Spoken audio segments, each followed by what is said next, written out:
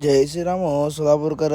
90 day challenge आजचा 67 day. पहिले तर तुम्हाला सांगतो, मला थोडा गळा बसला त्यामुळे आवाज बरोबर येईना. मंडपाशी येऊन सगळं साऊंड बिऊन लावून घेतलो बघा.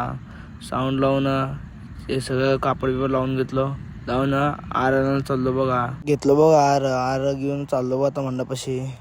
आलो बघा मंडपाशी येऊन सगळेजणी काम करायला ते झेंडे बिंडे लावले लावल्यावर महाराजांचं मूर्ती ठेवली ठेवून आर घालायला बघा. आमचे बडेबाई बघा बुरशा तोंडाचा अंघोळ बिवण केलं नाही तसं झालं नारळ आणायचं विसरलो होतो, त्यामुळे नारळ आणण्यासाठी अजून गेलो. नारळ घेऊन चाललो बघा आता. नारळ घेऊन आलो बघा. आल्यावर बघितल्यावर सगळं आरबिल घातले होते. आमच्या महाराजांचं मूर्ती कसं दिसायला कमेंटमध्ये नक्की सांगा. ते तर देऊन घरी आलो बघा. घरी येऊन ब्रदर आमचा भाऊ मला बनवून दिलता जिमचं गाल म्हणून.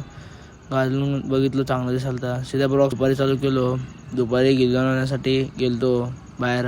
गिल्ली दांड आणून इथं निवांत बसलो बघा मंडपाशी बसलो. काय टाइमपास होईना चालतं, त्यामुळं निवांत गेम खेळत बसलो इथं मित्रासोबत. नंतर सीधा गिल्ली दांड खेळण्यासाठी गेलो बाहेर.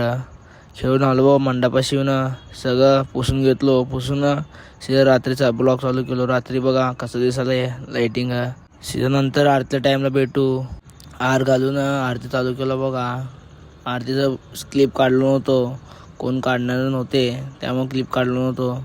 आरती झाल्यावर सीधा फटाके चालू केलं उडवायला बघा. कसं उडवतो लक्ष्मी तोटा वरच पुडता बघा. ते मला तर भीतीने फाटाल तर काय हातात बितात उडतं का म्हणून, तरी पण तसंच उडवलो.